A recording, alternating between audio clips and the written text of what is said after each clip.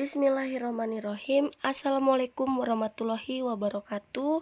Selamat pagi teman-teman dan selamat pagi juga kepada Bapak Rusmianto selaku dosen dari mata kuliah akuntansi sektor publik. Semoga kita semua dalam keadaan sehat walafiat. Dan tak lupa saya ucapkan terima kasih kepada dosen kita yang terhormat, yaitu Bapak Rusmianto yang telah memberikan kami kesempatan untuk menyampaikan materi kali ini yang membahas tentang penyusunan laporan arus kas. Sebelum kita mempresentasikan materi ini, saya perkenalkan terlebih dahulu anggota kelompok kami. Yang pertama yaitu Acka Lintang Rahmanda, Febriana Ayuning Putri, Intan Putri Brahmana, dan saya sendiri Lasti Ika Andriana.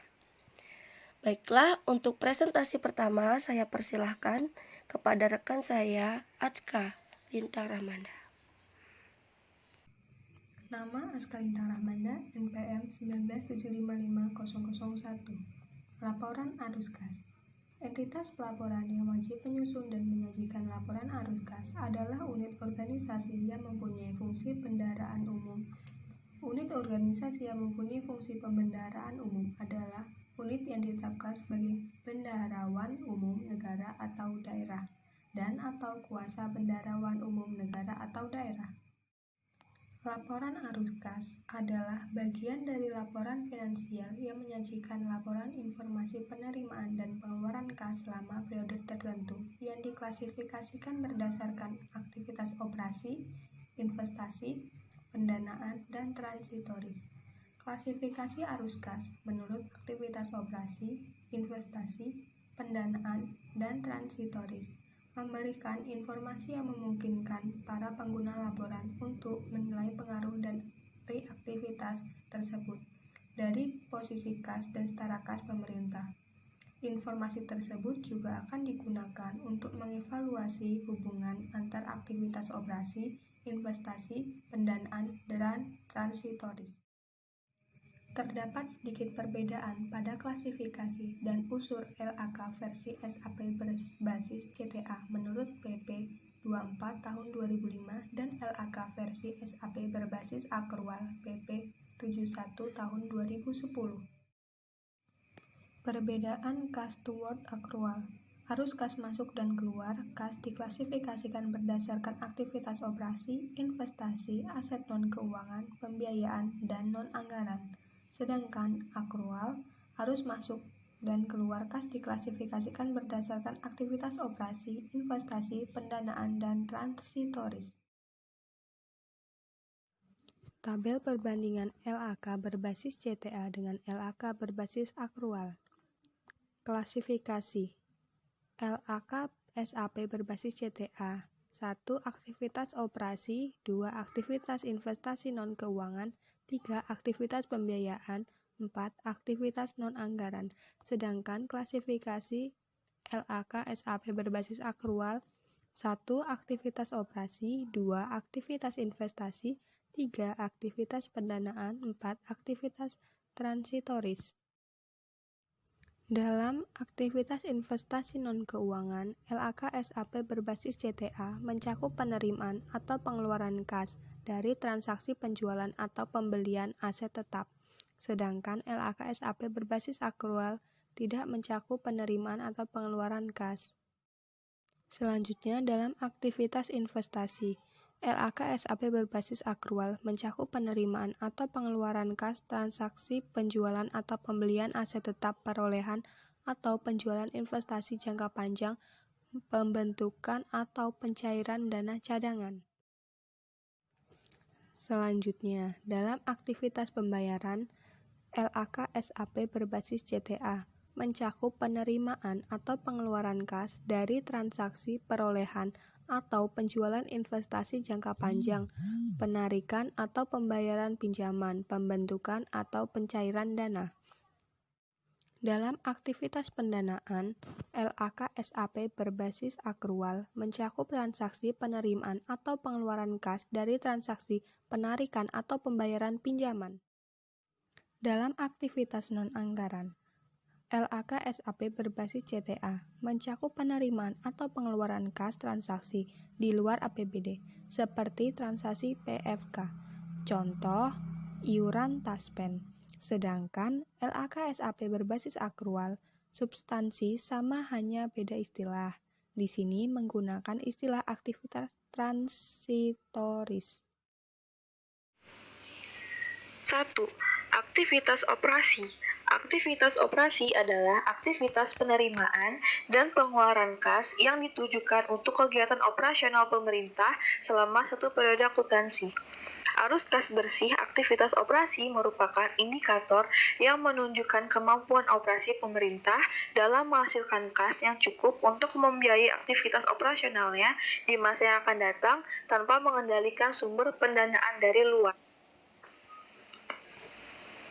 Arus masuk kas dari aktivitas operasi terutama diperoleh dari A. Penerimaan perpajakan, B. Penerimaan negara bukan pajak (PNBP) atau retribusi, C. Penerimaan hibah, D. Penerimaan bagian laba perusahaan negara atau daerah dan investasi lainnya, E. Penerimaan lain-lain atau penerimaan dari pendapatan luar biasa, F. Penerimaan transfer.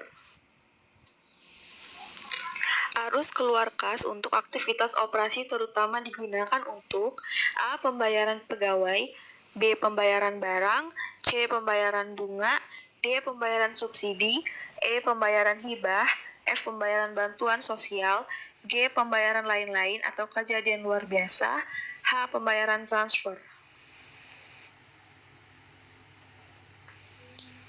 2. Aktivitas investasi. Aktivitas investasi adalah aktivitas penerimaan dan pengeluaran kas yang ditujukan untuk perolehan dan pelepasan aset tetap serta investasi lainnya yang tidak termasuk dalam setara kas. Arus kas dari aktivitas investasi mencerminkan penerimaan dan pengeluaran kas bruto dalam rangka perolehan dan pelepasan sumber daya ekonomi yang bertujuan untuk meningkatkan dan mendukung pelayanan pemerintah kepada masyarakat di masa yang akan datang. Arus masuk kas dari aktivitas investasi terdiri dari A. Penjualan aset tetap, B. Penjualan aset lainnya, C. Pencairan dana cadangan, D. Penerimaan dari investasi, E. Penjualan investasi dalam bentuk sekuritas. Selanjutnya yaitu aktivitas pendanaan. Aktivitas pendanaan adalah aktivitas penerimaan dan pengeluaran kas yang berhubungan dengan pemberian piutang jangka panjang dan atau pelunasan utang jangka panjang yang mengakibatkan perubahan dalam jumlah dan komposisi piutang jangka panjang dan utang jangka panjang. Arus kas dari aktivitas pendanaan mencerminkan penerimaan dan pengeluaran kas yang berhubungan dengan perolehan atau pemberian pinjaman jangka panjang. Selanjutnya yaitu arus masuk dari aktivitas pendanaan antara lain, pertama penerimaan utang luar negeri, kedua penerimaan dari utang obligasi, ketiga penerimaan kembali pinjaman kepada pemerintah daerah, yang keempat yaitu penerimaan kembali pinjaman kepada perusahaan negara. Lalu arus keluar kas dari aktivitas pendanaan antara lain, yang pertama pembayaran pokok utang luar negeri, yang kedua pembayaran pokok utang obligasi, yang ketiga pengeluaran kas untuk dipinjamkan kepada pemerintah daerah, dan yang keempat pengeluaran kas untuk dipinjamkan kepada perusahaan negara. Selanjutnya yaitu aktivitas transitoris. Aktivitas transitoris adalah aktivitas penerimaan dan pengeluaran kas yang tidak termasuk dalam aktivitas operasi, investasi, dan pendanaan. Arus kas dari aktivitas transitoris mencerminkan penerimaan dan pengeluaran kas bruto yang tidak mempengaruhi pendapatan, beban, dan pendanaan pemerintah. Arus kas dari aktivitas transitoris antara lain transaksi perhitungan pihak ketiga. Saya Intan Putri, saya akan menjelaskan tentang ilustrasi penyusunan laporan arus kas. Data yang digunakan untuk menyusun laporan arus kas konsolidasi adalah laporan realisasi anggaran konsolidasi yang telah dibuat dan ditambahkan dengan informasi-informasi lain yang relevan, seperti data mengenai arus kas masuk atau keluar dari transaksi transitoris. Nah, ini merupakan laporan realisasi anggaran yang akan kita gunakan untuk menyusun laporan arus kas nanti.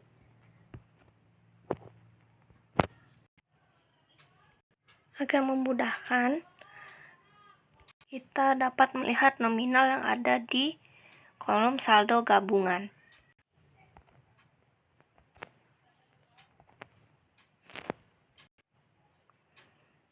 Laporan arus kas konsolidasi terdapat beberapa aktivitas, yaitu ada aktivitas operasi, investasi, pendanaan, dan transitoris.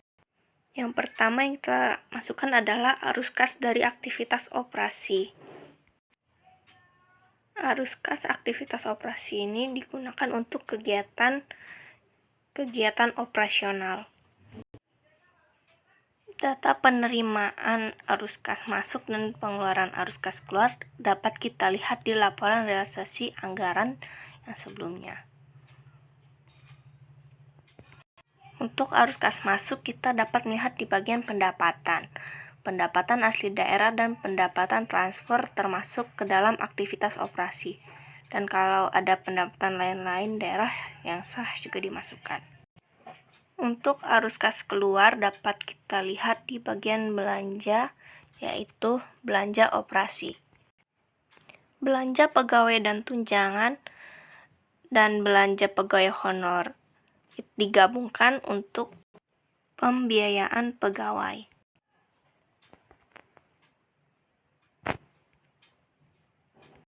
Setelah jumlah arus kas masuk aktivitas operasi dan jumlah arus kas keluar aktivitas operasi diketahui, jumlah arus kas masuk dikurangkan dengan jumlah arus kas keluar untuk menghasilkan arus kas bersih dari aktivitas operasi.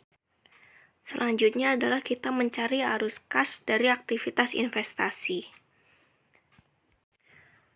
Arus kas aktivitas investasi digunakan untuk perolehan dan pelepasan aset tetap serta investasi lainnya yang tidak termasuk setara kas, misalnya saham. Karena dalam laporan realisasi anggaran sebelumnya tidak ada arus kas masuk dari aktivitas investasi, kita akan lanjut ke arus kas keluar dari aktivitas investasi. Arus kas keluar dapat dilihat juga di laporan realisasi anggaran tadi. Untuk akun pembayaran perolehan aset tetap, di laporan realisasi anggaran kita dapat melihat di bagian belanja modal. Dan untuk pembentukan dana cadangan dan penyertaan modal pada BUMD dapat kita lihat di pengeluaran pembiayaan.